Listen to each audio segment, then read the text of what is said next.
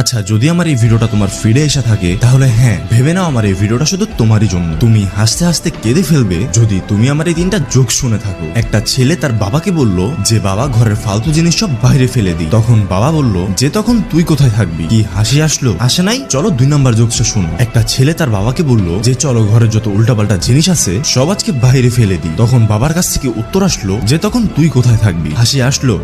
আসে নাই? চলো অন্য একটা জোক শোনাই। একটা ছেলে তার বাবাকে বলল যে ঘরের বেকার জিনিস সব বাইরে ফেলে দিই চলো। তখন বাবা বলল যে তখন তুই কোথায় থাকবি? হাসি আসলো? একটু কম আসলো, তাই না? আচ্ছা, লাস্ট বার। একটা ছেলে তার বাবাকে বলল যে বাবা চলো আজকে ঘরের সব ফালতু জিনিস।